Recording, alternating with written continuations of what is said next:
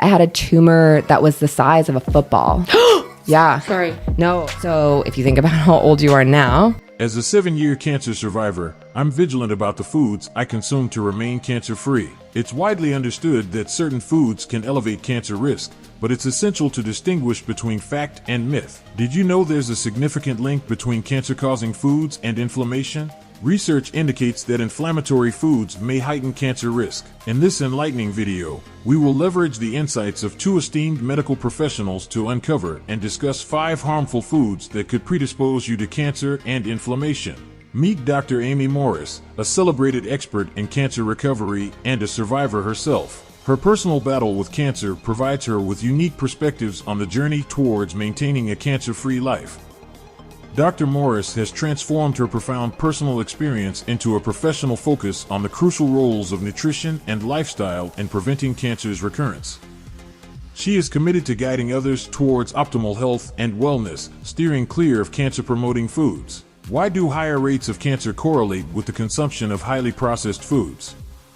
A recent study involving 10,000 participants revealed that those consuming more processed foods not only face higher cancer risks, but also greater cognitive declines, including conditions like dementia and Alzheimer's disease. Additionally, meet Dr. Mike Hansen, a distinguished medical practitioner triple board certified in internal medicine, critical care medicine, and pulmonary disease. His clinic emphasizes lifestyle medicine and disease prevention, aiming to profoundly influence the health and well-being of as many individuals as possible. Dr. Mike is dedicated to providing precise, cutting-edge health information on a variety of diseases, including cancer and cardiovascular diseases, thus empowering individuals to take charge of their health and make well-informed decisions. In this video, we'll delve into 5 specific foods identified by Dr. Amy and Dr. Mike that are known to cause cancer and promote inflammation. Number 1. High-sodium foods. Just been diagnosed with cancer, years out from your diagnosis, or even if you're high risk of developing cancer. Foods high in sodium. Foods with high salt content can pose significant health risks. Diets rich in sodium have been linked to an increased likelihood of developing esophageal or stomach cancer. While many of us enjoy the taste of salty foods, the associated health risks are considerable. Dr. Amy warns that salty foods may contribute to cancer development due to excess sodium intake. This concern is prevalent in modern diets, where processed foods, including fast food, often contain high levels of added salt. Key sources of sodium include snacks, condiments, and fast food. Studies show a strong correlation between chronic high sodium consumption and a heightened risk of stomach cancer, also known as gastric cancer. This type of cancer ranks as the 4th most common globally and is the 2nd leading cause of cancer-related deaths. High sodium foods, particularly packaged or processed items, significantly increase cancer risk. Such diets can cause chronic inflammation, potentially damaging DNA and disrupting normal cellular processes, leading to cancer. Additionally, high sodium intake can weaken the immune system, reducing its capacity to combat cancer cells. Excessive salt consumption raises sodium levels in the stomach, damaging its mucosal lining and increasing vulnerability to cancer-causing agents. A significant number of stomach cancer cases are attributed to Helicobacter pylori, a bacterium that causes chronic inflammation and elevates cancer risk. Overconsumption of salty foods fosters the growth of this bacterium, which then triggers inflammation and promotes cancer development in the stomach. The risk of stomach cancer also increases with age, particularly in individuals over 75. To manage your salt intake effectively, it is advisable to carefully read food labels and monitor sodium content, avoiding foods containing more than 200 milligrams of sodium per serving. Opting for sodium-free seasonings when cooking can also help mitigate these risks by adding flavor without increasing sodium intake. Number 2. Ultra-processed foods.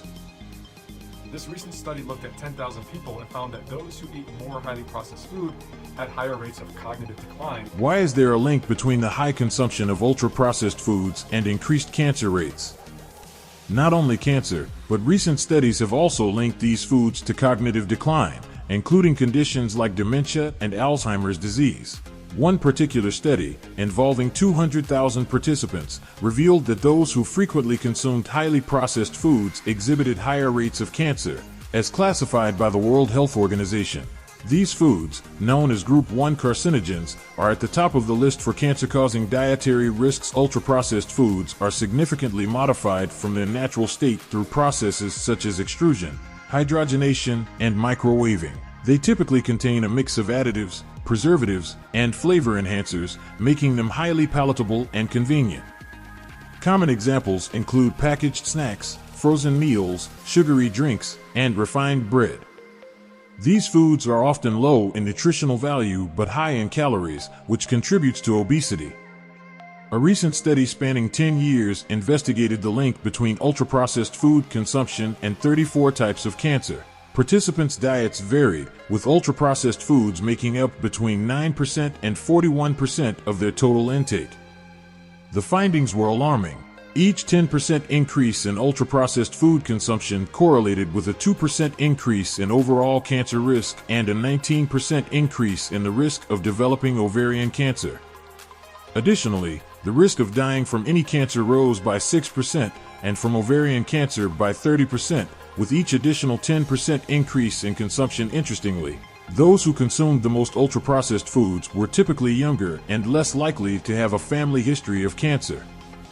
This study adds to the substantial body of evidence linking ultra-processed foods to various health issues, including metabolic syndrome, obesity, type 2 diabetes, heart disease, stroke, fatty liver disease, dementia, depression, inflammation, and cancer. As Dr. Mike points out, the risk is notably high for ovarian cancer due to the presence of trans fats in some processed foods.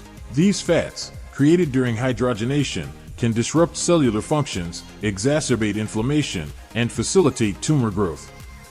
Despite some products being labeled 0G trans fat or trans fat free, they may still contain trace amounts of trans fats.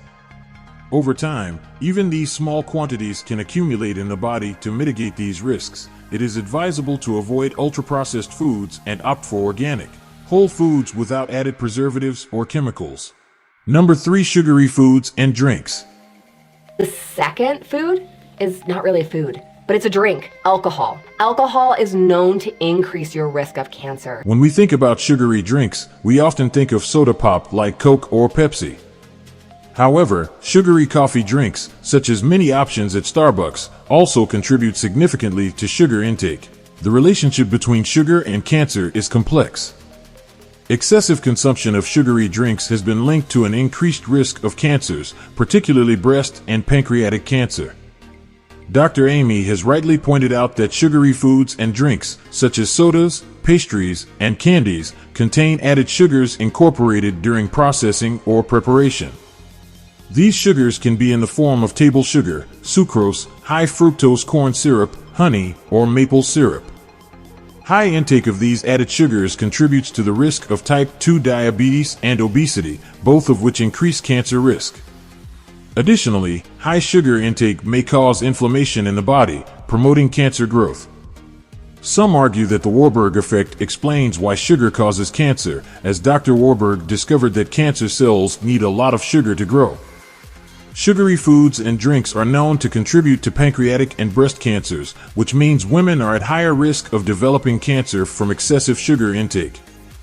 Unlike most cancer-causing foods, sugary foods and drinks do not directly cause cancer but lead to conditions like type 2 diabetes and obesity, which in turn increase cancer risk if not managed properly. Another reason sugary foods and drinks increase cancer risk is their low fiber content. Natural foods like fruits and carbohydrates contain sugars along with fiber, while sugary processed foods lack fiber. Fiber forms a gel-like substance in the digestive system, slowing sugar absorption into the bloodstream and preventing sudden blood sugar spikes. Fiber also feeds beneficial gut bacteria, leading to the production of short-chain fatty acids, SCFAs, which help lower inflammation and prevent harmful substances from entering the bloodstream. Processed foods, on the other hand, are usually packed with sugar and lack fiber, causing quick sugar rushes that fuel cancer cells. Fast foods and highly processed foods are convenient but detrimental to health. These foods are loaded with unhealthy trans fats, high sugar, and excessive salts, contributing to obesity, a well-established risk factor for cancer. Fast food chains offer calorie-dense and nutrient-poor options that increase the risk of obesity and weight gain, further elevating cancer risk. To reduce cancer risk, opt for whole, non-processed foods whenever possible. Cooking meals at home with fresh ingredients allows you to control what goes into your food. Incorporating fiber into your diet is essential as it helps maintain stable blood glucose levels and supports a healthy gut by lowering inflammation and preventing harmful substances from entering the bloodstream. Conversely, processed foods lack fiber and are packed with sugar, leading to quick blood sugar spikes and fueling cancer cells. Number 4. Processed meats. So hot dog, sausage, bacon, deli meat, this would be considered a processed meat. There's been a clear link between processed meats and cancer. Processed meats, such as bacon, sausage, and hot dogs, are classified as a Group 1 carcinogen by the World Health Organization, WHO, meaning there is sufficient evidence to show they increase cancer risk. Many people opt for nitrate-free options to reduce this risk, but the impact is minimal. Processed meats, like processed foods, are among the WHO's top cancer-causing foods, placing them in the same category as cigarettes. Processed meats undergo various preservation and processing techniques to enhance their flavor, texture, or shelf life. These methods often involve salting, fermentation, smoking, and the addition of chemicals like nitrates, nitrites, and other preservatives, which can have adverse health effects. Cooking processed meats at high temperatures using methods like frying, grilling, or roasting can lead to the formation of advanced glycation end products, AGEs. These substances accumulate in tissues and create an environment that supports tumor growth by causing cellular stress and the production of harmful substances. Dr. Mike highlights the risks of processed meat consumption. It's estimated that for every 50 grams of processed meat consumed per day, the risk of colorectal cancer rises by about 16%. Long-term consumption is strongly correlated with an increased risk of colon cancer, especially in the left-sided part of the colon. This is primarily due to the presence of nitrates and nitrites in cured meats like bacon, salami, sausages, pepperoni, and hot dogs. Nitrates turn into nitrites, which react with amino acids to form nitrosamines. These nitrosamines then react with nitrogen to form nitrosoureas, among the most potent carcinogens in existence. Nitrosoureas are associated with virtually every cancer of the gastrointestinal tract, not just colon cancer. This is why nitrates and nitrites are classified as Group 1 carcinogens, placing these foods in the same risk category for cancer as cigarettes, alcohol, and asbestos. Nitrosamines found in processed meats are potential carcinogens with a strong link to colon cancer. They can cause DNA damage through the formation of DNA adducts, chemical bonds between the nitrosamine compound and DNA. These adducts can lead to mutations in critical genes involved in cell growth and division, ultimately increasing cancer risk, particularly in the colon. Nitrosamines also stimulate the production of inflammatory cytokines, small proteins crucial in cell signaling. Over time, these compounds can lead to chronic inflammation within the colon, damaging healthy cells and tissues, and resulting in cancer formation. Number 5. Alcohol and cancer risk. Lower your risk of cancer or cancer recurrence, you would drastically limit the amount of alcohol you drink or stop drinking it altogether. Alcohol consumption has been linked to an increased risk of several types of cancer, including breast, colorectal, and liver cancer. According to Dr. Amy, alcohol contributes to this risk by inducing inflammation in the body. Ethanol, the primary component of alcoholic beverages, metabolizes into acetaldehyde, a toxic compound that can damage cellular components such as DNA, proteins, and lipids. Alcohol also activates inflammatory signaling pathways, leading to the production of cytokines that promote inflammation. These cytokines can stimulate immune cells like macrophages and T cells, contributing to chronic inflammation. Alcohol damages cellular DNA and impairs the body's ability to repair it, while also increasing the production of harmful chemicals that can initiate cancer. It's essential to maintain a balanced diet rich in nutrients and antioxidants to mitigate inflammation and reduce cancer risk. Avoiding inflammatory foods mentioned in this context and opting for healthy, plant-based options can help prevent cancer. For more insights on healthful eating and cancer prevention, check out the video highlighting 5 powerful snacks that support cellular regeneration and longevity. Join the conversation by sharing your thoughts on cancer-causing foods in the comments below.